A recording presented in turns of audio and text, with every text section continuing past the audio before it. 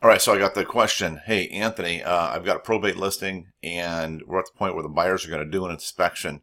Should we have the seller slash PR be there for the inspection? And here's what I told them. So the big question is this: how are ordinary agents just like us supposed to stand out in the overly crowded real estate space while living a great lifestyle without having to go broke or radically change what we're already doing? Probate is the answer, and this series will show you how. I'm Anthony Nitz, and welcome to The Probate Agent. So in my opinion, the seller or representative of the property should never ever be at the inspection when the inspector is there doing their job. And a couple of reasons. Number one, I've had it happen a couple of times where the seller is there and they want to just hover over the inspector at everything that they're looking at and try to give an explanation about this, that, and everything. Look, the job of the inspector is to go in and nitpick the house, right? And give that buyer an opportunity to address anything that is of major concern to them. But when the seller's hovering over the inspector, it takes hours for them to complete that inspection because they have to keep stopping and asking questions or whatever, or answering questions, I should say. And people think it's a good thing because if the seller can, well, I can explain that little issue. I can explain that the inspector is not going to put it on their report. No, that's not the case. The inspector's job is to get every little detail on that report. In the case of even a PR, a personal representative, who may not even be as familiar with the property.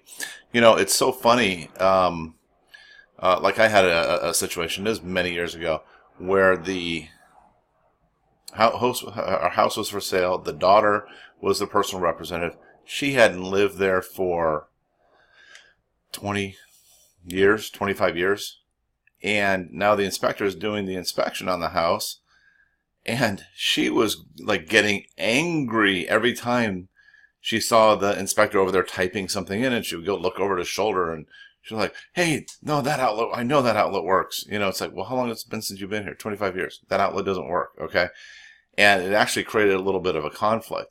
Best to send the buyer or the sellers off, go have lunch, go have dinner, do it while they're at work, whatever it is, so that you don't create that conflict. Also, there's the potential for the seller and the buyer to have, we'll just call it not well thought out communication.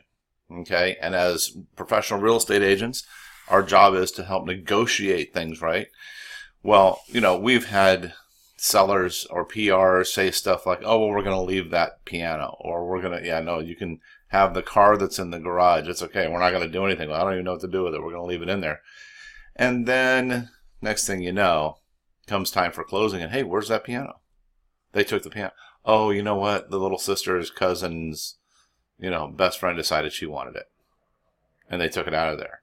So prevent that from happening, okay? And you guys know if it's not in writing in real estate, it doesn't matter whatever it is. So inspections, keep the buyers and sellers separate.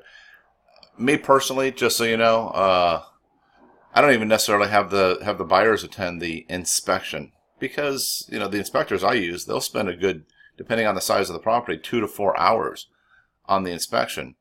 And if they're there, it's the same thing. They're asking questions and they're looking at stuff and they're poking around and things like that. And it's really just a huge, kind of a waste of time, really.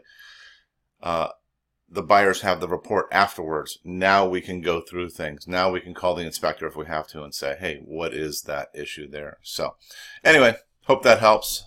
That helps answer that question. If you got any other questions that you want me to answer, get my thoughts on, happy to answer it for you. Just go to theprobateagent.com and there's a form. It says, be a guest on our podcast, I think is what it says.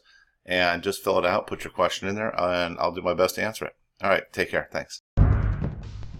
Hey, thanks for listening. Please remember to subscribe right here where you're listening to us right now. and any of your other social media platforms. And leave feedback for me. It's really important to me and it helps us out. Do you have a question that you want answered live on the show? Go to theprobateagent.com to submit your question or even to get an opportunity to be interviewed. For my agent friends, you'll also find additional content and some freebies there that you can download right now. Until next time, let's put the pro back into probate.